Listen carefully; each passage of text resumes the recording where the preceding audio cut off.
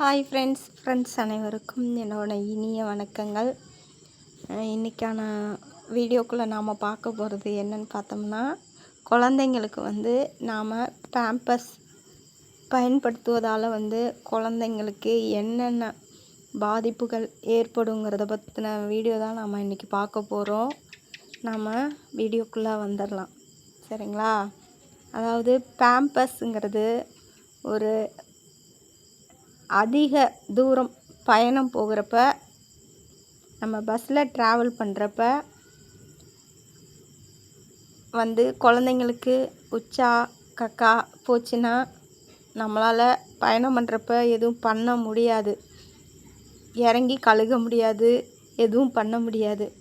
அந்த மாதிரி இருக்க வேண்டிய சூழலில் மட்டும்தான் நம்ம குழந்தைங்களுக்கு நம்ம பேம்பர்ஸ் பயன்படுத்தணும்.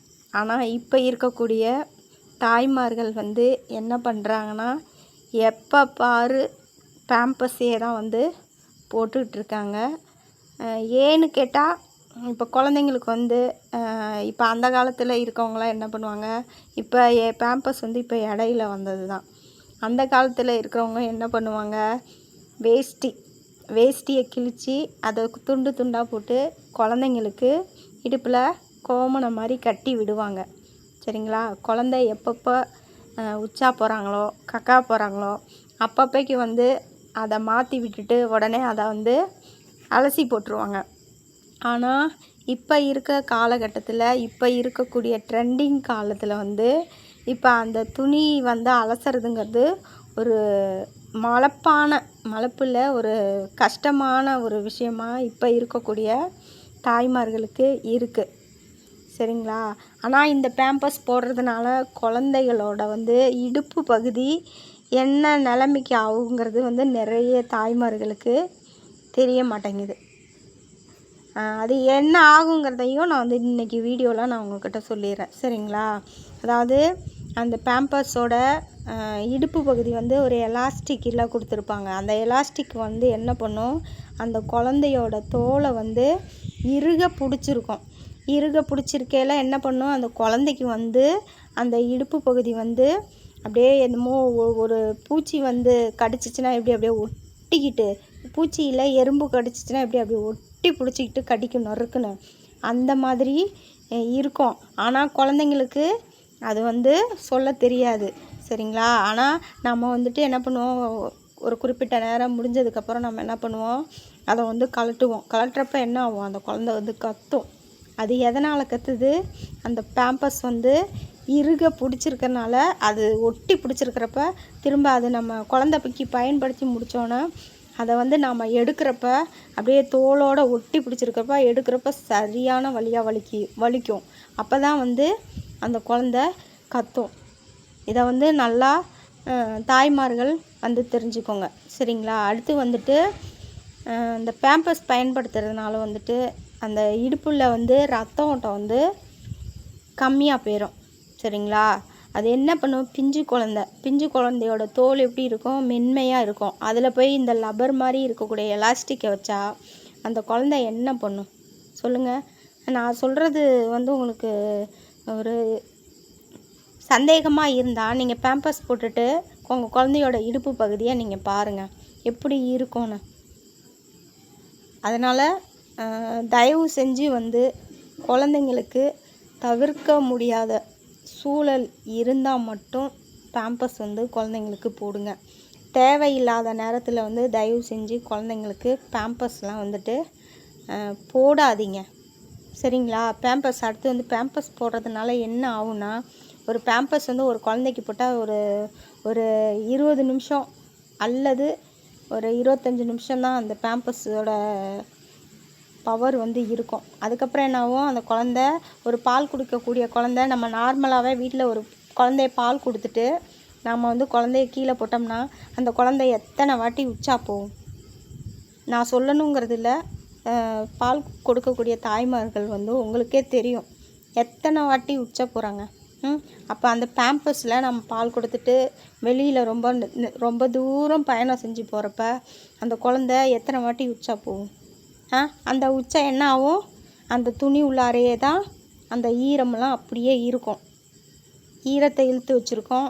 அடுத்தது கக்கா போயிருக்கும். நிறைய குழந்தைங்க பால் குடித்தோன்னே, சில குழந்தைங்க காலையில் கக்கா போயிடும், ஒரு சில குழந்தைங்க பால் குடித்தோன்னே தான் கக்கா போகும். அப்போ நீங்கள் வந்து வெளியில் பயணம் செய்கிறப்ப பேம்பர்ஸ் போட்டு விட்டுறீங்க, கக்கா போயிடும். கக்கா போச்சுன்னா என்ன ஆகும், அது வெளியிலையும் வர முடியாமல் அது உள்ளாரே கடந்து அந்த குழந்தையோட அந்த மோஷன் போகிற இடத்துக்கிட்ட அப்படியே ஊறி கொத கொத கொத கொதன்னு அப்புறம் அந்த குழந்தையோட தோலெல்லாம் ஊறி போய் இதனால் எவ்வளோ குழந்தைக்கு பாதிப்பு வரும்னு நிறைய தாய்மார்களுக்கு வந்து தெரிய மாட்டேங்குது. அதனால் வந்து பாதிப்புகள் நிறைய வரும். சரிங்களா? வயிற்றுலேருந்து ஒரு கழிவு வருதுன்னா நம்ம கழிவை வந்து நம்ம இப்போ நம்மளே பெரியவங்களே வச்சுக்கோங்க, ஒரு டாய்லெட் போகிறோம், டாய்லெட் போய் முடிச்சோன்னே என்ன பண்ணுறோம், நம்ம உடனே வாஷ் பண்ணுறோம்.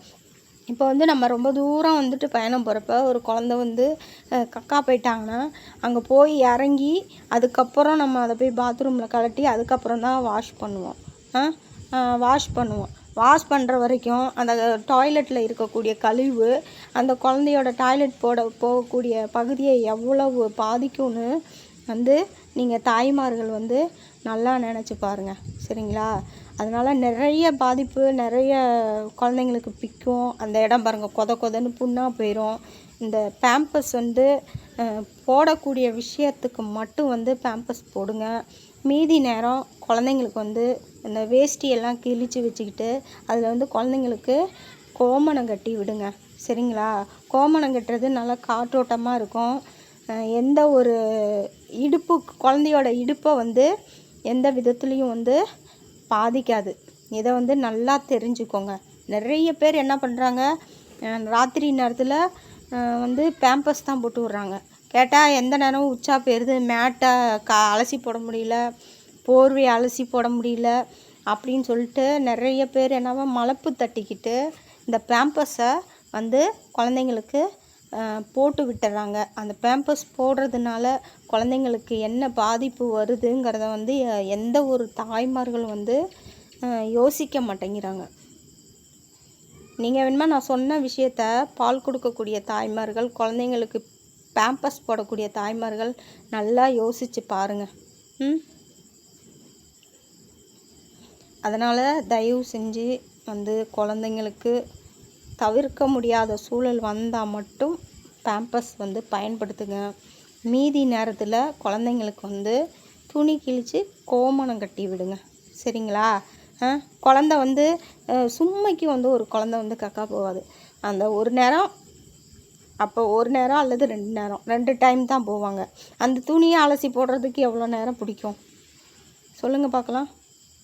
அந்த துணி அலசி போட எவ்வளோ நேரம் பிடிக்கும்? நான் அது என்ன, அந்த குழந்தை என்ன பண்ணுது, நம்மளோட பாலை குடிச்சிட்டு தான் அந்த குழந்தை வந்து கக்கா போகுது. அப்போ அதை அலசுறதுல போய் என்ன வரப்போகுது சொல்லுங்கள் பார்ப்போம்? அது என்ன சோறு சாப்பிடுதா, கறி சாப்பிடுதா, அது சாப்பிடுதா, இது சாப்பிடுதா, பெரிய ஆள் மாதிரி எதுவும் மோஷன் போகுதா? இல்லை, நம்ம பாலை குடிச்சிட்டு அது மோஷன் போகுது. அதை அலசி போடுறதுல என்ன நம்மளுக்கு வரப்போகுது? இதெல்லாம் நல்லா யோசிக்கக்கூடிய விஷயம். சரிங்களா? தாய்மார்கள் வந்து இதெல்லாம் நல்லா யோசித்து இந்த பேம்பர்ஸ் போடுறத வந்து முடிஞ்ச வரைக்கும் வந்து தவிர்த்துடுங்க. சரிங்களா? ராத்திரியில் கோமணம் கட்டிட்டு நல்லா காத்தோட்டமாக ஃப்ரீயாக குழந்தைங்கள தூங்க போடுங்க. குழந்தைங்கள படுக்க வைக்க வேண்டிய இடத்துல நல்லா போர்வை, நல்லா திக்காக இருக்கக்கூடிய போர்வையை நல்லா 3-4 மடித்து குழந்தை படுக்கிற பெட்டு மேலே விரித்து விட்டுட்டு அது மேலே கோமணத்தை கட்டி குழந்தைய படுக்க போடுங்க. அழகா போட்டிங்கன்னா என்ன பண்ணும், குழந்த உச்சா போச்சுனாலும் அந்த போர்வையில் தான் இருக்கும். நீங்கள் என்ன பண்ணணும், காலையில் சர்ஃபு போட்டு அதை அலசி போட்டுடலாம். சரிங்களா? தயவு செஞ்சு வந்து இந்த பேம்பர்ஸ் வந்து எந்த நேரமும் குழந்தைங்களுக்கு வந்து போடாதீங்க. அதே மாதிரி ரொம்ப தூரம் பயணம் போகிறப்ப நீங்கள் குழந்தைங்களுக்கு வந்து பேம்பர்ஸ்லாம் போட்டு கூட்டிகிட்டு போனீங்கன்னா ஒரு 1/4 மணி நேரம் அல்லது 20 நிமிஷத்துக்கு ஒருக்க குழந்தைங்களோட பேம்பர்ஸ் போட்டிருக்கிறத வந்து செக் பண்ணி பாருங்கள். சரிங்களா? செக் பண்ணி பார்த்துட்டு குழந்தைங்க வந்து கக்கா கிக்கா போயிருந்தாங்கன்னா நீங்கள் என்ன பண்ணணும், உடனே அந்த பேம்பர்ஸை கலட்டி அடுத்தது வேறு பேம்பர்ஸ் எடுத்து குழந்தைங்களுக்கு வந்து போட்டு விடுங்க. சரிங்களா? பேம்பர்ஸ் எடுத்துகிட்டு போகிறப்ப எப்போவுமே பால் கொடுக்கக்கூடிய தாய்மார்கள் எப்போவுமே ஒரு காட்டன் துணி, ஒரு வெளியில் ரொம்ப தூரம் பயணம் போகக்கூடிய தாய்மார்கள் வந்து எப்போவுமே கையில் வந்து ஒரு காட்டன் துணி எப்போவுமே வச்சுக்கோங்க. எதுக்கு நான் சொல்கிறேன்னா, ரொம்ப தூரம் பயணம் போகிறப்போ ஒரு குழந்த கக்கா போயிடுது. பஸ்ஸிலேயே நம்ம போயிட்டுருக்கோம், இறங்கி வந்து குழந்தையோட பேக் சைடை வந்து நம்மளால் கழுகி சுத்தம் பண்ண முடியாது. அப்போ நம்ம என்ன பண்ணணும், அடுத்து வந்துட்டு கையில் லைட்டாக தண்ணி பாட்டில் எப்போவுமே வச்சுக்கோங்க.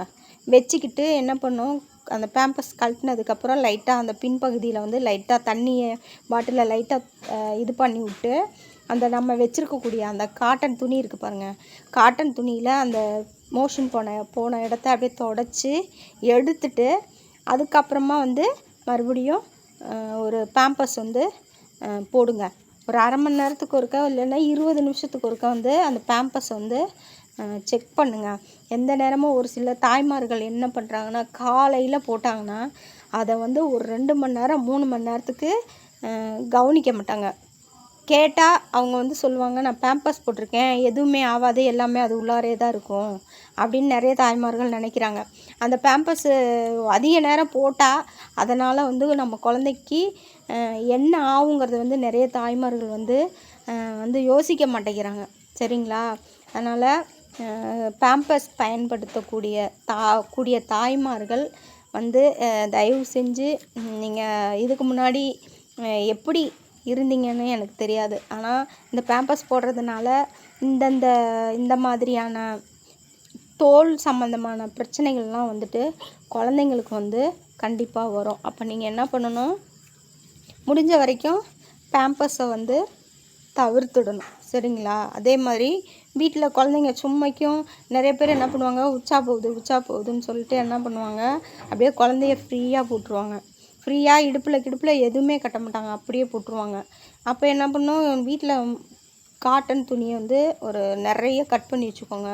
ஒரு வாட்டி குழந்த உச்சா போயிடுச்சுன்னா என்ன பண்ணும், உடனே அதை எடுத்து, அது பால் கொடுக்கக்கூடிய குழந்தைங்க வந்து சொல்லவே தேவையில்ல, அடிக்கடி உச்சா போவாங்க. அப்போ என்ன பண்ணும், உச்சா போனதுக்கப்புறம் உடனே அந்த துணியை மாற்றிடுங்க. துணியை மாற்றிட்டு அடுத்த துணியை வந்து குழந்தைக்கு போட்டு விடுங்க. சரிங்களா? நிறைய தாய்மார்கள் என்ன பண்ணுறாங்க, இந்த துணியை மாற்றணுங்கிறதுக்காகவே சோம்பேறித்தனம் பட்டுட்டு குழந்தைங்களுக்கு வந்து பேம்பர்ஸ் போடுறாங்க. சரிங்களா? அந்த பேம்பர்ஸ் போடுறதுனால குழந்தையோட இடுப்பு பகுதி பாதிக்கப்படுது. குழந்தைக்கு வந்து சரியான முறையில் இடுப்பு பகுதிக்கு ரத்த ஓட்டம் வந்து போகாது. இது வந்து நல்லா குழந்தைங்களுக்கு நல்லா பேம்பர்ஸ் பயன்படுத்தக்கூடிய தாய்மார்கள் வந்து இதை நல்லா கவனிச்சுக்கோங்க. சரிங்களா? குழந்தைய ட்ராவல் பண்ணுறப்ப தண்ணி பாட்டில் எடுத்துகிட்டு போங்க, காட்டன் துணி கட் பண்ணி எடுத்துகிட்டு போங்க. ஒரு 1/4 மணி நேரத்துக்கு ஒருக்கா 20 நிமிஷத்துக்கு ஒருக்கா குழந்தையோட பேம்பர்ஸ் எடுத்து செக் பண்ணி பாருங்கள். அதே மாதிரி வெளியில் ட்ராவல் பண்ணுறப்ப ஒரு கவரு, பாலித்தீன் கவரு கையில் எப்போவுமே எடுத்துகிட்டு போங்க. எதுக்கு நான் வந்து சொல்கிறேன்னா, நம்ம போகிற வழியில் கண்ட இடத்துல வந்து குழந்த வந்து மோஷன் போன அந்த பேம்பர்ஸை வந்து கண்ட இடத்துல தூக்கி போட முடியாது. அப்போ என்ன பண்ணணும், நீங்கள் ஒரு கவரில் கெட்டி வச்சுக்கிட்டு இறங்கக்கூடிய ஸ்டாப்பில் ஒரு குப்பை தொட்டியோ ஏதோ ஒரு இடம் இருந்துச்சுன்னா அங்கே தூக்கி போட்டுருங்க. சரிங்களா? நிறைய தாய்மார்கள் என்ன பண்ணுறாங்க, பஸ்ஸில் எல்லாம் ட்ராவல் பண்ணுறப்ப அதை என்ன பண்ணுறாங்க, பார்த்துட்டாங்கன்னா எடுத்து மாற்றிட்டு ரோட்டில் போகையில் அப்படியே எடுத்து வீசிட்டு போயிடுறாங்க. அதெல்லாம் வந்து தவறான விஷயம். சரிங்களா? குப்பை அந்த தேவையில்லாத கழிவுகளை போட வேண்டிய இடத்துல தான் வந்து நாம் கழிவுகளை போடணும். கண்ட மேனிக்கே குழந்த டாய்லெட் போகிறது இதெல்லாம் வந்து கண்ட இடத்துல போடக்கூடாது. எதுக்கு நான் சொல்கிறேன்னா, அதெல்லாம் சுத்தம் பண்ணுறதும் ஒரு நம்மளை போல் சாதாரணப்பட்ட மக்கள். சரிங்களா? அப்போல்லாம் அவங்க என்ன பண்ணுவாங்க, ஒரு சில பேர் திட்டுவாங்க, ஒரு சிலர் வந்து திட்டுவாங்க, இங்கே பாரு இது பேம்பர்ஸை எப்படி போட்டு வச்சுருக்காங்க, வாய்க்கு வந்த மாதிரி திட்டுவாங்க. அந்த திட்டுற சாபம் யாருக்கு வரும், நம்மளுக்கும் வரும், நம்ம குழந்தைக்கு வரும். இதெல்லாம் தேவையா? அதை என்ன பண்ணணும், நம்மகிட்ட வெளியில் ரொம்ப தூரம் பயணம் செய்கிறப்ப கையில் ஒரு கவர் வச்சுக்கணும். குழந்தைக்கு மாற்றினதுக்கப்புறம் அதை ஒரு கவரில் கட்டி வச்சுட்டு நம்ம இறங்கக்கூடிய ஸ்டாப் இருந்துச்சுன்னா அங்கே ஒரு குப்பை தொட்டி இருந்துச்சுன்னா அந்த குப்பை தொட்டியில் போட்டுருங்க. சரிங்களா? இதான் வந்து நம்ம பேம்பர்ஸ் பயன்படுத்துகிறப்ப வந்து நம்ம கவனிக்க வேண்டிய விஷயம். சரிங்களா? தவிர்க்க முடியாத சூழல் வர்றப்போ மட்டும்தான் வந்து நம்ம குழந்தைங்களுக்கு பேம்பர்ஸ் வந்து யூஸ் பண்ணோம். வீட்டில் இருக்கப்போ குழந்தைங்களுக்கு கோவமான துணி கட்டி விட்டு நல்லா பாதுகாப்பாக குழந்தைங்கள பார்த்துக்கோங்க. சரிங்களா ஃப்ரெண்ட்ஸ்? நான் சொன்ன கருத்து உங்கள் ஃப்ரெண்ட்ஸ் எல்லாருக்கும் கண்டிப்பாக பிடிச்சிருக்கும். அதனால் ஃப்ரெண்ட்ஸ் எல்லோரும் என்னோடய வீடியோ பார்த்துட்டு எனக்கு வந்து சப்போர்ட் பண்ணணும், சப்ஸ்கிரைப் பண்ணணும், கமெண்ட் பண்ணணும், ஷேர் பண்ணணுன்னு ஃப்ரெண்ட்ஸ் எல்லாருக்கிட்டையும் கேட்டுக்கிறேன். தேங்க்யூ.